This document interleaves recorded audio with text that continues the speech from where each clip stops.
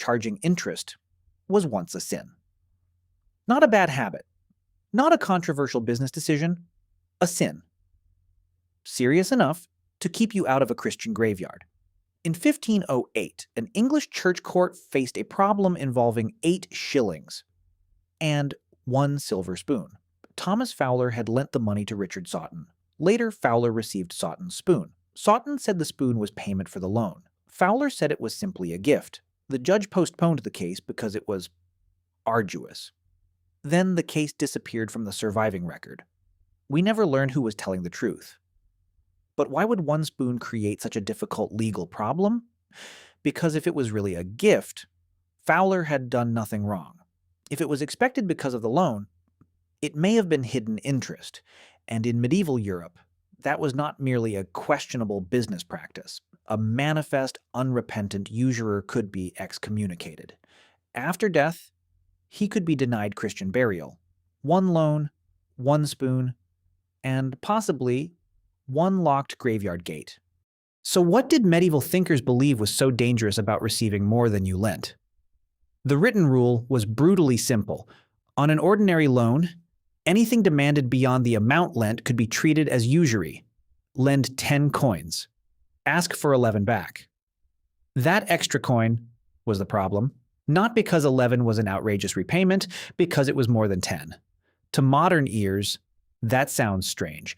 A landlord charges rent for a house. A trader earns profit on goods. Why should money be different? Medieval thinkers began with ownership. If you rent someone a horse, the horse remains yours. You allow another person to use it, but you still own something that can be injured, stolen, or killed. Charging for that use makes sense, but when you lend 10 coins, those exact coins do not remain yours. The borrower spends them on grain, tools, wages, or trade. The borrower only promises to return 10 equivalent coins later. So the argument went like this. You have already transferred the money. How can you also charge rent for the use of something that no longer belongs to you? Then came the deeper objection. The borrower's future was uncertain. The lender's profit could be guaranteed. A farmer could lose the harvest, a merchant could lose his cargo, a craftsman could lose his customers, but the contract still demanded the extra coin. The borrower carried the rain, theft, and failure. The lender carried a promise. That was the moral danger. But banning the extra coin did not end the need for credit. It created a new question. How do you earn interest without writing the word interest? In 1385, an Italian tailor named Domenico di Jacopo recorded a loan in his account book. He wrote that he had given Marco di Pino 70 florins, but Marco's receipt said he had received 90. 70 florins changed hands, 90 appeared on paper. So where did the missing 20 come from? They did not come from anywhere. That was the trick. The receipt quietly turned 20 florins of interest into money that had supposedly already been lent. The rule had not stopped the prophet. It had taught the prophet to wear a disguise. But now the story becomes harder, because not every extra payment was merely a disguise. Imagine a merchant preparing a ship for a dangerous voyage. He needs money before the ship leaves. A financier provides it. If the ship returns safely, the merchant repays more than he borrowed. But if the ship sinks, the debt disappears, the merchant loses the cargo, the financier loses the money. Now both men are exposed to the sea. The return is attached to storms, pirates, war, and shipwreck. So is that still sinful interest? Or is it a fair reward for carrying real danger? This distinction opened a door, and sophisticated merchant bankers became very good at standing in the doorway. A real sea loan involved a real voyage, and a real chance that the lender would lose everything. But some lenders created dry sea loans, linked to artificial or arbitrary voyages. The contract borrowed the appearance of maritime danger, without exposing the lender to the same genuine risk. The borrower still repaid more than he received. On paper, it looked like the lender had shared the danger. In reality, the danger may have belonged almost entirely to the borrower. So the clever party was often not the traveling borrower. It was the lender or merchant banker who knew how to design the transaction. The borrower may have agreed because ordinary credit was difficult to obtain. The lender supplied the paperwork and collected the hidden return.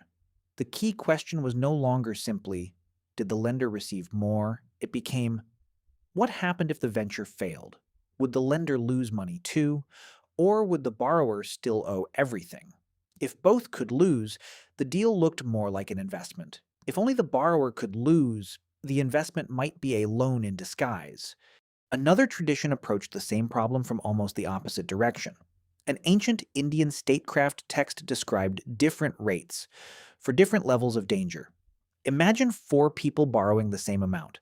The first leaves valuable property as security. The second uses the money for local trade. The third must carry goods through a dangerous forest. The fourth puts everything on a wooden ship. The amount borrowed is the same. The chance of repayment is not. The text described a monthly base rate of 1.25% for a secured loan.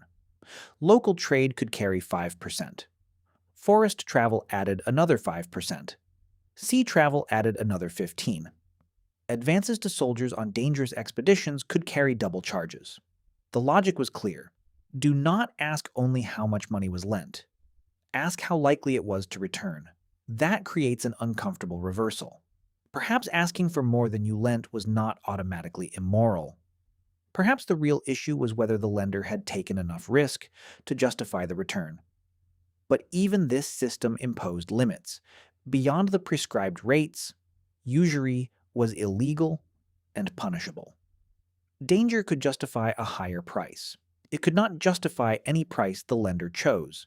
Medieval Europe eventually found another narrow exception. Suppose a borrower promised to repay on Monday.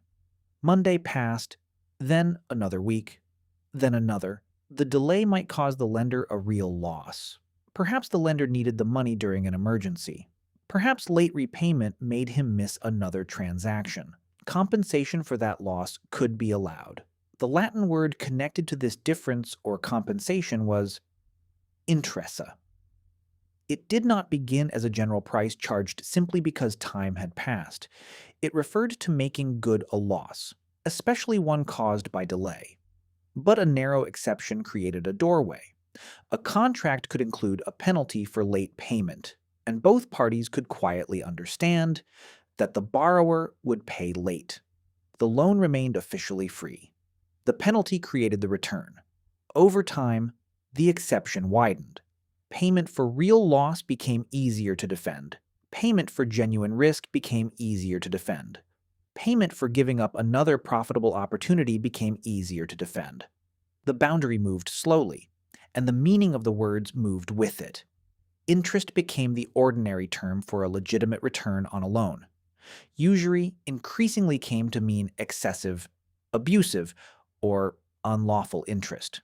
But the old argument never disappeared. Return to the silver spoon.